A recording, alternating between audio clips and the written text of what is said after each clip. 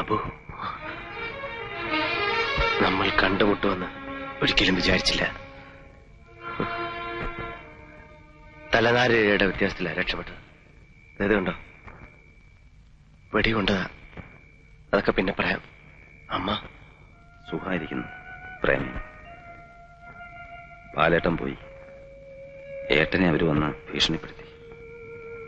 അവരുടെ തോക്കിന്റെ മുമ്പിൽ നിന്ന് പടച്ചോന്റെ സഹായം കൊണ്ടാ ഞാൻ രക്ഷപ്പെട്ടത്. നിന്നെ അവർക്ക് വേണ്ടത്. നിന്റെ പേരിലായിരുന്നല്ലോ എല്ലാം. സാരമില്ല, നിന്നെ അവര് വെറുതെ വിട്ടല്ലോ. നീ എന്നെ തെറ്റിദ്ധരിക്കുമോ എന്ന ഭയമുണ്ടായിരുന്നു. പണവുമായി ഞാൻ മുങ്ങിയെന്ന്. നീ എന്നെ അത്രയും മനസ്സിലാക്കിയിട്ടുള്ളൂ. പണം എവിടെയും പ്രശ്നമാണടാ, ഏത് ബന്ധത്തിനും. ഇതാ 20 ലക്ഷം രൂപ. തൽക്കാലം ഞാൻ ദൂരെ എങ്ങോട്ടെങ്കിലും പോകാം, അവർക്ക് കണ്ടെത്താൻ പറ്റാത്ത എവിടെയെങ്കിലും. ഇതിൽ എന്റെ വിഹിതം കൊണ്ട് നീ എന്റെ അമ്മയ്ക്കൊരു വീട് വെച്ചു കൊടുക്കണം, കടങ്ങൾ തീർക്കണം, പ്രേമയെ നല്ല നിലയെ കെട്ടിച്ചു വിടണം, ഏട്ടനും കൊടുക്കണം കൈ നിറയെ പണം. ഞാൻ തിരിച്ചു വരുമ്പോ ധാരാളം കാറും ലോറിയും ബസ്സുകളും ഒക്കെയുള്ള അബൂബക്കർ മുതലാളിയായിരിക്കണം നീ. വാങ്ങ. ആർക്കും വേണോടായി പണം? അമ്മയ്ക്ക് വേണ്ട, പ്രേമയ്ക്ക് വേണ്ട, ഏട്ടനും വേണ്ട. അമ്മയ്ക്ക് നിന്നെ മാത്രം മതി. എനിക്കും. നമ്മുടെയൊക്കെ ജീവൻ പണയം വെച്ച് വാങ്ങിയ ഈ പണം എനിക്ക് വേണ്ടടാ. അബു, പിന്നെ ആർക്ക് വേണ്ടിയാടാ നമ്മളിത് ചെയ്തത്? ഇത് ഞാൻ എന്ത് ചെയ്യും? നിനക്കിഷ്ടമുള്ളത് ചെയ്യാം. ഞാൻ വന്നത് നിന്നെ കാണാനും രക്ഷപ്പെടുത്താനും. നിനക്ക് വേണ്ടി അവർ ഓരോ മുക്കും മൂലയും തിരയുക.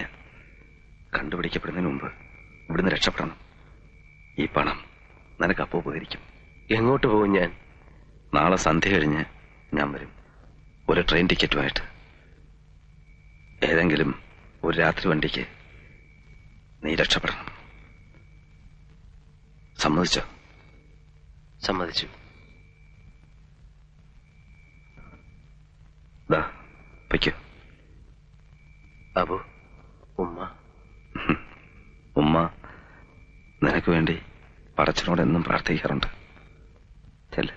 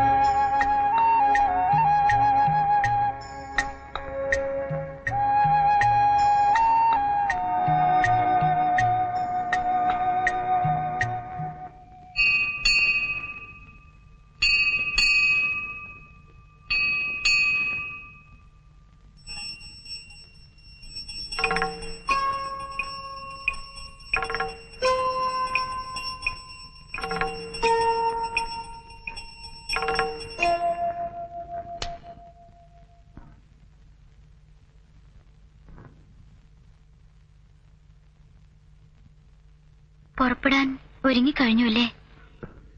ഒരുങ്ങാൻ എന്താ ഉള്ളത്? പ്രസാദം. ശത്രുസംഹാര പൂജ കഴിച്ചു. മനസ്സ് നിറഞ്ഞു പ്രാർത്ഥിക്കുകയും ചെയ്തു. ഞാൻ തൊട്ടു തരട്ടെ?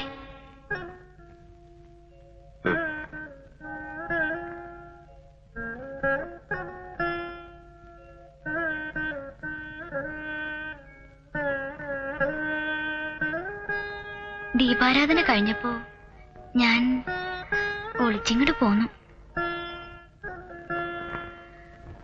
ഈയിടെയായി അച്ഛനോടും ഏടത്തിയോടും എന്തെല്ലാം നുണകളാണ് പറയണത്.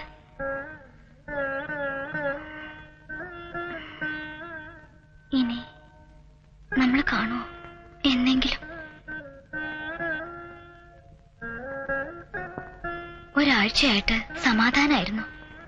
ഒരു ഉറപ്പ്, എന്തുണ്ടായാലും രക്ഷിക്കാൻ ഒരാളുണ്ട് എന്നൊരു തോന്നൽ.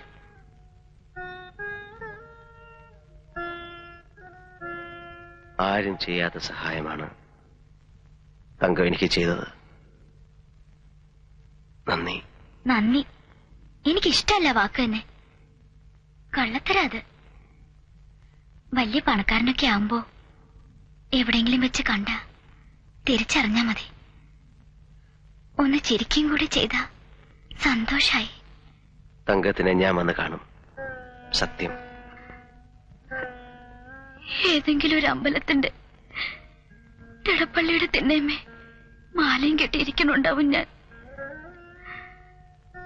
ചിലപ്പോ ഏടത്തിയെ പോലെ ആസത്തിന്റെ ഭാര്യമാരിൽ ഒരാളെ ഇവിടെ തന്നെ ഉണ്ടാവും.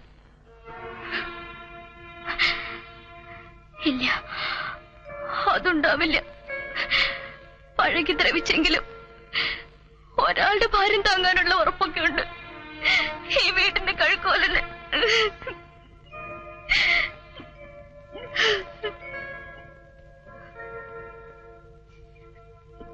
പോകുമ്പോ കഴിക്കാൻ എന്താ തന്നുവിടേണ്ടത്? ഒന്നും വേണ്ട. പെട്ടി നിറയെ പണമുള്ളപ്പോ എന്തിനാ ഇനി നെയ്തിച്ചോറ് അല്ലേ? ഞാൻ ഇറങ്ങുന്നത് മരണത്തിലേക്കാണോ ജീവിതത്തിലേക്കാണോ എന്നെനിക്കറിയില്ല. അല്ലെങ്കിൽ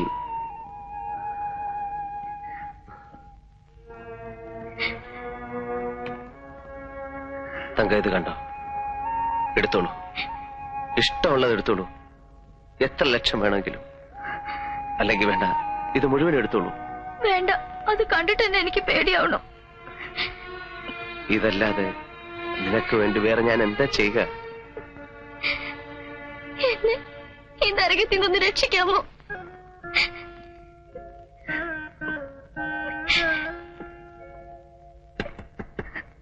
ഈശ്വര, അച്ഛൻ.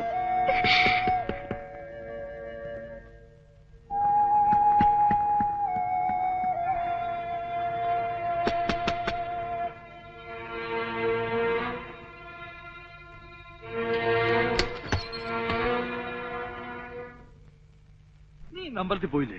പോയി വന്നു. നിന്റെ ചേച്ചി നന്ദയൊക്കെ എവിടെ? ഇപ്പൊ വരും. നിക്ക, ചോദിക്കട്ടെ. കവള തടി കൊണ്ട് പാടൊക്കെ പോയോ? നോക്കട്ടെ. ചേട്ടൻ എന്നോട് സ്നേഹമായിട്ടല്ലേ?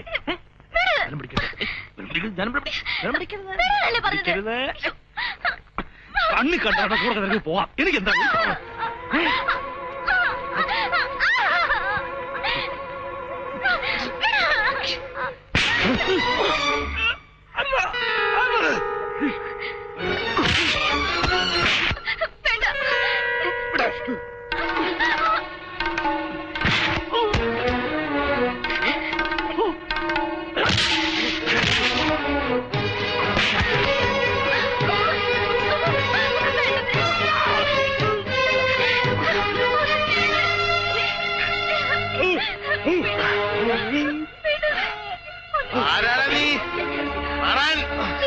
ഇങ്ങോട്ട് മാറാൻ കുടുംബത്തിൽ വന്ന് ആക്രമിക്കേ. ആരാടാ നീ? ആരാന്നോ? ഞങ്ങളോട് ചോദിക്കേ. മോളുടെ രഹസ്യക്കാരനാ തങ്കം. സത്യാടി കേക്കണത്? അവളെ ഒന്നും ചെയ്യരുത്. നീ ആരാടാ പറയാൻ? ഇറങ്ങി പോടാ. ഞാൻ പോകാം, പക്ഷെ അതിനു മുമ്പ് ആദ്യം അടിച്ചിറക്കേണ്ടത് ഇവനെയാണ്. ഞാനില്ലായിരുന്നെങ്കിൽ അങ്ങയുടെ മകളെ ഇവൻ നാളെ ഇവളെ ഇവന് ഭാര്യയാക്കി കൊടുക്കേണ്ടി വന്നെ. കള്ളതാ ഇവൻ പറയുന്നേ. എനിക്കറിയാം ഇവനെ. ഇറങ്ങടാ മുറത്ത്. ലക്ഷ്മി ഇറങ്ങാൻ നായേ. അച്ഛാ,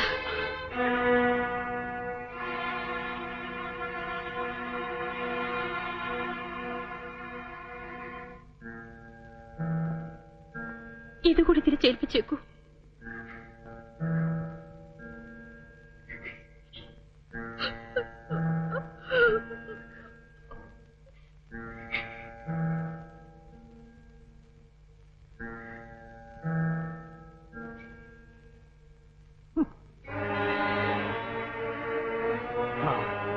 കാണിച്ചു തരാം ഞാൻ. രായപ്പൻ്റെ അടുത്ത് കളിക്കരുത്. അകത്താക്കും ഞാൻ എല്ലാത്തിനും. അകത്താക്കും. അറിഞ്ഞൂടാ.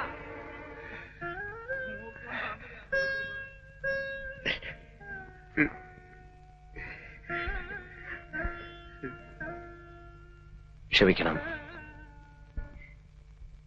ഞാൻ ആരാണെന്നും എന്താണെന്നും തങ്കം പറയും. കഴിയുമെങ്കിൽ ഒരിക്കൽ ഞാൻ വരും. പുറം വാതിലൂടെയല്ല, മുൻവാതിലൂടെ അങ്ങേ കാണാൻ.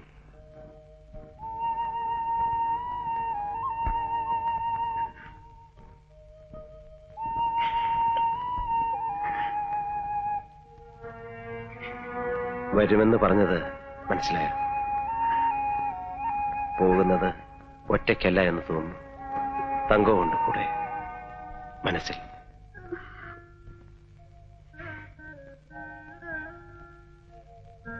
അബുവിനെ കാത്ത് ഇനി ഇവിടെ നിന്നാൽ അപകടമാണ്. വന്നാ പറയൂ, ഞാൻ റെയിൽവേ സ്റ്റേഷനിൽ കാണുമെന്ന്.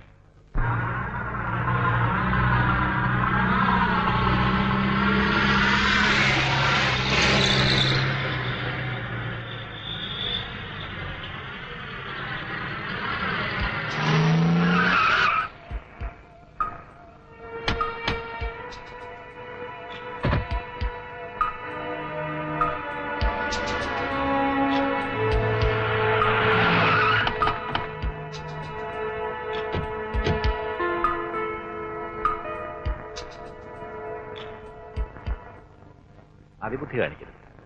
നിങ്ങളെ എനിക്ക് രക്ഷിക്കാൻ കഴിയാതെ. ഇറങ്ങും.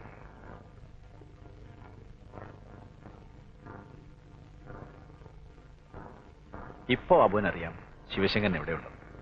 അബു അയാളെ കാണാനാണ് പോകുന്നത്. അല്ല, പിന്നെ എവിടാ പോകുന്നത്? ഞാൻ ഒരു വാടകയ്ക്ക് പോവുക. കൊള്ളാം. നുണ പറയാൻ അബുവിന് ഒട്ടും പരിചയമില്ല. അതുകൊണ്ടത് വേണ്ട. സത്യം പറയും. ശിവശങ്കരൻ എവിടെയാണെന്ന് അബുവിനറിയില്ലേ? ഇല്ല, ഞാൻ സത്യമാ പറയുന്നത്. ഞാനും അന്വേഷിച്ചോണ്ടിരിക്കുക. നിന്നെ കൊണ്ട് സത്യം പറയാൻ എനിക്കറിയാം. നിനക്ക് ചാൻസ് തരാം. നമ്മൾ അബുവിനോട് മാന്യമായി പെരുമാറുമ്പോൾ അങ്ങനെ പെരുമാറാൻ അബുവിന് ഒരു അവസരം കൊടുക്കണ്ടേ? ഇല്ലേ?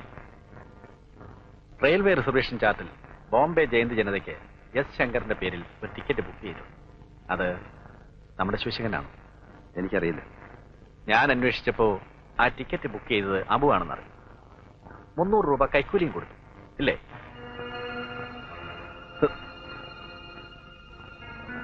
എസ് ശങ്കർ, ബോംബെ. ഇനിയെങ്കിലും ദയവായി സത്യം പറയും. നമ്മുടെ ശിവശങ്കരൻ എവിടെയാ മറഞ്ഞിരിക്കുന്നത്? എന്റെ നാവിൽ നിന്ന് നിങ്ങളെ അറിയില്ല. ശരി, ഞാൻ തോറ്റിരിക്കും. ഫ്രാൻസി, ഇനി നിന്റെ ചാൻസ്.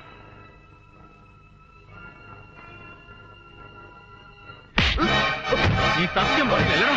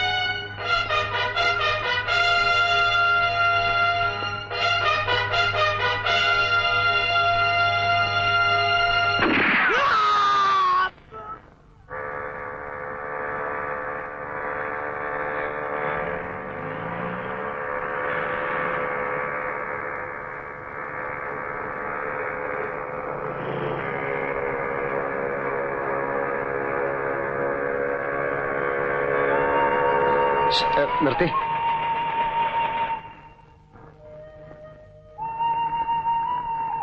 ദാ.